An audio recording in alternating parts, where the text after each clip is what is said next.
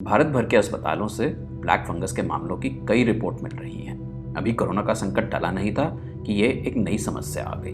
तो क्या है ये नई बीमारी, किसको इसके होने का खतरा ज़्यादा है और क्यों, इससे कैसे बच सकते हैं और क्या इसका इलाज मुमकिन है? आइए जानते हैं ब्लैक फंगस के बारे में सब ज़रूरी बातें।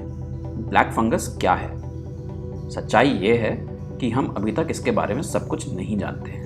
मेडिकल भाषा में इसे म्यूकोरमाइकोसिस कहते हैं और ये म्यूकोरमाइसीट्स नामक एक फंगस के समूह के कारण होने वाला एक गंभीर फंगल इन्फेक्शन है। ब्लैक फंगस कैसे फैलता है? म्यूकोरमाइसीट्स हर जगह होते हैं, जैसे मिट्टी, खाद, हवा और गिरे हुए पत्तों में। सबसे अधिक ये नाक के जरिए सांस लेते समय शरीर में जाते हैं, इसलिए मास्क पहनना इसे रोकने में मदद करता है। क्या ब्लैक फंगस संक्रामक है? नहीं। अगर आप किसी संक्रमित व्यक्ति के निकट संपर्क में भी आते हैं तो आपको बीमारी नहीं होगी। ब्लैक फंगस होने का अधिक खतरा किसे है? ब्लैक फंगस होने का सबसे महत्वपूर्ण कारण है कमजोर इम्यूनिटी, और इसके कई कारण हैं, जैसे डायबिटीज, स्टेरॉयड का दुरुपयोग, इम्यूनोसप्रेसेंट दवाएं लेना जैसे कीमोथेरेपी आदि। भारत में अब ब्लैक फंगस का इतना प्रकोप क्यों दिख रहा है? ये वास्तव में कई कारणों के संयोजन की वजह से है। भारत में डायबिटीज काफ़ी अधिक है। इसके साथ कोविड-19 रोगियों में स्टेरॉयड के व्यापक दुरुपयोग और ग्लूकोज के लेवल को नियंत्रण में ना रखने की वजह से ज़्यादा मामले हो रहे हैं। क्या डायबिटीज़ और स्टेरॉयड का दुरुपयोग ही एकमात्र कारण है?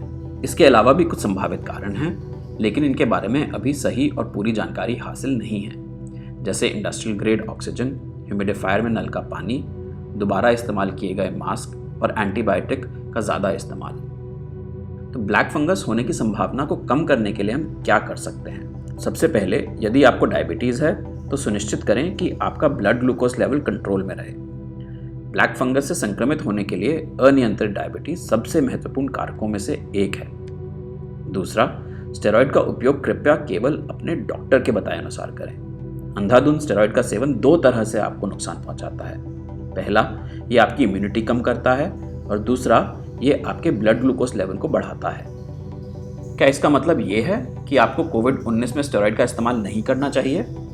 ऐसा नहीं है। बस ज़रूरत ना होने पर आपको स्टेरॉयड का उपयोग ना करने के बारे में सावधान रहना है। इसका मतलब, यदि आपका ऑक्सीजन लेवल नॉर्मल है तो स्टेरॉयड शायद फ़ायदे से ज़्यादा नुकसान पहुंचाते हैं। यदि आपको डायबिटीज़ है और गंभीर कोविड-19 हो जाता है तो क्या स्टेरॉयड का इस्तेमाल सही होगा? जोखिम लाभ अनुपात अभी भी स्टेरॉयड देने के पक्ष में ही है, लेकिन ये सुनिश्चित करना बहुत ज़रूरी है कि आपका ब्लड ग्लूकोज लेवल कंट्रोल में रहे, और स्टेरॉयड का उपयोग ज़रूरत से ज़्यादा समय के लिए बिल्कुल नहीं करना चाहिए। ब्लैक फंगस के लक्षण क्या हैं?